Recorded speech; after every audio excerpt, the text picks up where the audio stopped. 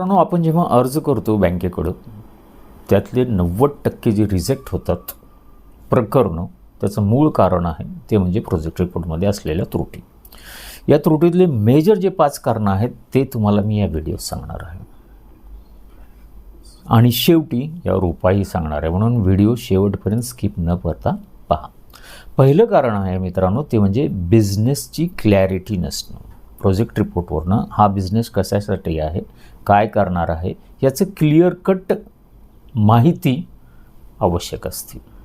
ते नसल्यामुळं म्हणजे पहिलं कारण रिजेक्शनचं.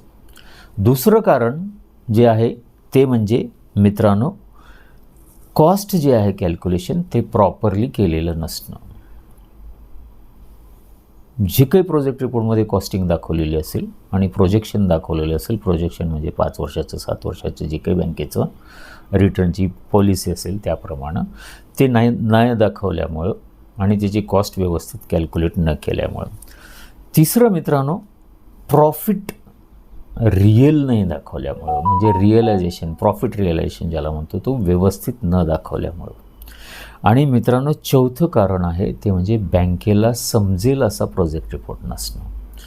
प्रत्येक गोष्ट जसं की स्टेपमध्ये जायला गेलं की कळलं पाहिजे, वाचायलासुद्धा इंटरेस्ट आला पाहिजे बँकेला किंवा कोणालाही की नेमकं हा काय करणार आहे आणि कसं कसं यातनं प्रॉफिट होणार आहे. या गोष्टी म्हणजे बँकेला समजेल अशा गोष्टीमध्ये तो प्रोजेक्ट रिपोर्ट नसणं. 5वं कारण गुगलवरनं किंवा कुठल्याही जसं की आता CMAGPI, PMAGPI, PMFMA या सगळ्यावर एक मॉडेल प्रोजेक्ट रिपोर्ट येतात. ते मॉडेल प्रोजेक्ट रिपोर्ट कॉपी करणं आणि ते पेस्ट करणं आपलं नावं टाकून, हे 5वं आणि सर्वात धोकादायक कारण आहे. कारण ते रिपोर्ट 10 वर्ष 15 वर्षापूर्वी बनवलेले असतात आणि तेच सगळे कॉपी पेस्ट केले जातात. तर ह्या बेसिक गोष्टीमुळं आपला प्रपोजल रिजेक्ट होतो. म्हणजे प्रपोजल रिजेक्ट होण्याची 90% जी काही कारणं आहेत ते म्हणजे प्रोजेक्ट रिपोर्ट आहे. मित्रांनो आपण जे म्हणतो की तारण द्यायला काही आहे का वगैरे वगैरे वगैरे, तर ह्या सगळ्या गोष्टीसाठी शासनाचे वेगवेगळे नियम झाले. जसं आता तारणाची गरज नाही 20 लाखापर्यंतच्या RBIचा नियम आहे. पण ही जी मी मूळ गोष्ट आत्ता तुम्हाला सांगितली प्रोजेक्ट रिपोर्टची, यावर कोणी लक्ष देत नाही.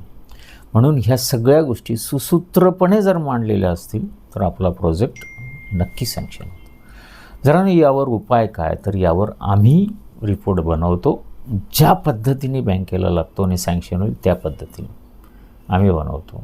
तुम्ही माझ्या डिस्क्रिप्शन बॉक्समध्ये नंबर दिलेला आहे, त्या व्हॉट्सअपला तुम्ही कॉन्टॅक्ट करू शकता आणि